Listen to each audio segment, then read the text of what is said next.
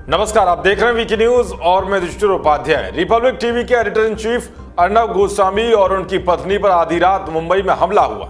दो बाइक सवार लोगों ने उस समय उन पर हमला किया जब वो स्टूडियो से घर की ओर जा रहे थे। हालांकि अर्नब और उनकी पत्नी पूरी तरह से सुरक्षित हैं, उन्हें कोई चोट नहीं आई है। पुलिस ने हमले के दो आरोपियों को गिरफ्तार कर लिया है। अर्नब ने हमला का आरोप यूथ कांग्रेस के कार्यकर्ताओं पर लगाया है।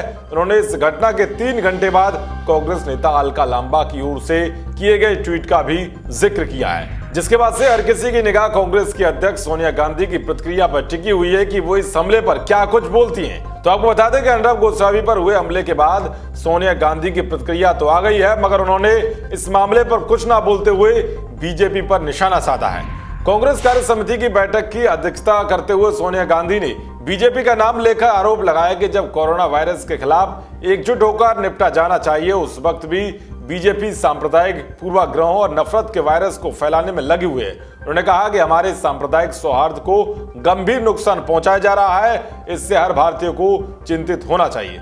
कांग्रेस कार्य समिति की बैठक में उन्होंने न सिर्फ बीजेपी पर नफरत फैलाने का आरोप लगाया, बल्कि कोरोना के खिलाफ जंग में मोदी सरकार की रणनीतियों पर भी सवाल उठाया। सोनिया गांधी ने आरोप लगाया कि पीपीआई और टेस्टिंग को लेकर कांग्रेस के सुझावों पर सरकार ने ध्यान नहीं दिया। उन्होंने कहा है कि कोरोना वायरस के खिलाफ जंग में टेस्टिंग, ट्रेसिंग और क्वारंटीन का कोई विकल्प नहीं है, लेकिन दुर्भाग्य से देश में अभी भी टेस्टिंग बहुत कम हो रही है। इसके अलावा सोनिया गांधी ने लॉकडाउन की वजह से इकोनॉमी पर पड़ने वाले असर की बात करते हुए कहा है कि लॉकडाउन के पहले चरण में 12 करोड़ नौकरियां खत्म हुई हैं, बेरोजगारी अभी और भी बढ़ सकती है।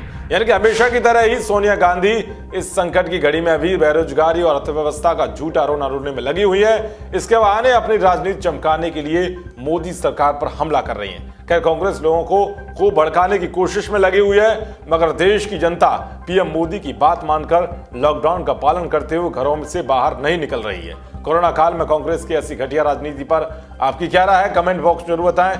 देश और दुनिया की तमाम खबरों को पाने के लिए देखते रहिए वीकी न्यूज। शुक्रिया।